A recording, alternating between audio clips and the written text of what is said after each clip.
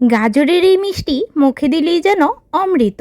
মিষ্টি খেতে আমরা যারা বেশি পছন্দ করি তাদের জন্য আজকে নিয়ে এলাম গাজরের এই অমৃত স্বাদের মিষ্টি রেসিপি। কত রকম মিষ্টিই তো বানিয়ে খেলাম, একবার না হয় গাজরের এই মিষ্টিগুলো বানিয়েই দেখি কত মজার হয় খেতে। গাজরের এই মিষ্টি বানাতে কি কি প্রয়োজন হয় চলুন তাহলে দেখে নেই। গাজরের এই মিষ্টি বানানোর জন্য প্রথমেই 4টা গাজর নিয়েছি। গাজরের উপরের খোসাগুলো ছাড়িয়ে নিয়েছি, পরিষ্কার জল দিয়ে কয়েকবার ধুয়ে নিয়েছি। এখন একটা গ্রেটার নিয়ে নিচ্ছি।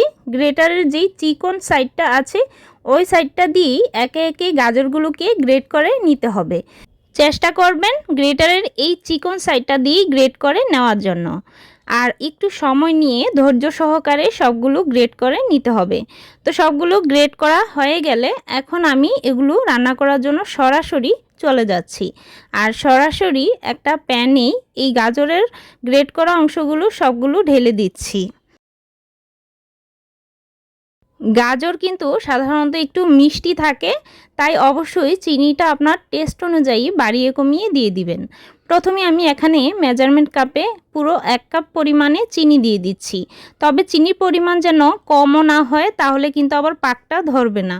তো এখন চিনিটা উপর দিয়ে দিয়ে 1/2 চামচের থেকে একটু কম লবণ দিয়ে দিচ্ছি। মিষ্টি জিনিসে একটু লবণ না দিলে আমার কাছে বেশ ভালো লাগে না, তাই আমি এখানে একটু লবণ অ্যাড করে দিলাম। আপনার টেস্ট অনুযায়ী আপনি লবণটা নাও দিতে পারেন, তবে দিলে ভালো লাগবে। এখন এই চিনির সাথে সবগুলো গাজর ভালো করে মিশিয়ে নিলাম। মিশানোর কিছুক্ষণের মধ্যেই দেখবেন যে চিনিটা গলে গিয়ে এরকম একটু জলজলে ভাব চলে আসছে, আর জলটা খুব ভালো করেই বেরিয়ে আসছে, কারণ গাজরের গা থেকেও জলজলে ভাব বের হবে। তো এই জলটাকেই কিছুক্ষণের জন্য একটু ভালো করে নেড়েচেড়ে টানিয়ে নিতে হবে। চুলার আঁচটা বাড়িয়ে না রেখে মিডিয়ামে রেখে গাজরটাকে একটু সময় নিয়ে খুব ভালো করে ভেজে নিতে হবে। আর দেখবেন যে এরকম জলটা খুব ভালো করে শুকিয়ে গেছে। ঠিক এই পর্যায়েই নামিয়ে একটা মিক্সিং বোলে নিয়ে নিচ্ছি আর একটুখানি ছড়িয়ে দিচ্ছি, যাতে করে গরম হাওয়াটা চলে যায় আর আমি খুব ভালোভাবে এর মাখানোটা করতে পারি। গাজরের মিশ্রণটা হালকা গরম অবস্থায় আছে। ঠিক এই মুহূর্তে মেজারমেন্ট কাপে 1 কাপ পরিমাণে বিস্কুটের গুঁড়া দিয়ে দিচ্ছি। আপনি চাইলে এখানে যে কোনো বিস্কুটের গুঁড়া ব্যবহার করতে পারেন, তবে এনার্জি বিস্কুটের গুঁড়াটা দিলে বেশ ভালো লাগবে খেতে। সাথে নিয়ে নিচ্ছি গ্রেট করা কাজু বাদাম। মিষ্টি জিনিসে মিষ্টি জাতীয় যে কোনো কিছু অ্যাড করলেই ভালো লাগে। দিয়ে দিচ্ছি কিছুটা চীনাবাদামকে একটু গুঁড়ো করে নিয়েছি। চাইলে আপনারা এখানে পছন্দ মতো যে কোনো বাদামটাই ব্যবহার করতে পারেন। বাদামটা দিলে কিন্তু মুখে যখন পড়বে তখন খেতে ভালো লাগবে। সবগুলো উপকরণ খুব ভালোভাবে মেখে নিচ্ছি। মেখে নেওয়ার এই পর্যায়ে মনে হয়েছে আর একটুখানি বিস্কুটের গুঁড়া দিলে মনে হয় বাইন্ডিংটা আর একটু ভালো আসবে। তো আর একটু আঠালো করার জন্যই এটা দিয়ে দিলাম।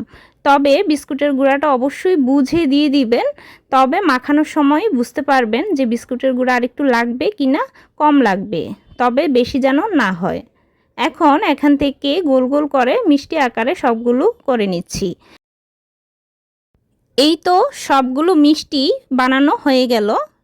এখন আমি একটা মিক্সিং বোলে আলাদা করে নিয়ে নিচ্ছি চিনি গুঁড়া।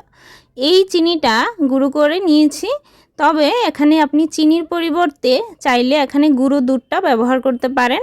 তো আমি চিনির গুঁড়োটাই ব্যবহার করছি। এখন সবগুলো গাজরের মিষ্টি এই চিনির গুঁড়োর মধ্যে গড়িয়ে নিচ্ছি, তাহলে কিন্তু দেখতে সুন্দর লাগবে। মিষ্টিগুলো বানানোর পর একটা এয়ারটাইট বক্সে রেখে 1 সপ্তাহের মতো খেতে পারবেন। বাচ্চারা তো ভীষণ মজা করে খাবে। এখন একটা কেটে দেখাচ্ছি, দেখে হয়তো বুঝতে পারবে না, তবে তৈরি করলেই বুঝতে পারবেন কত মজার এই মিষ্টিগুলো। রেসিপি ভালো লাগলে প্লিজ শেয়ার করে দিবেন, আর চ্যানেলে নতুন হয়ে থাকলে চ্যানেলটি সাবস্ক্রাইব করে বেল আইকনে অল বাটনে প্রেস করে রাখবেন, তাহলে প্রতিদিনের নোটিফিকেশান সবার আগে আপনিই পাবেন। আজকের মতো এই পর্যন্তই, টাটা।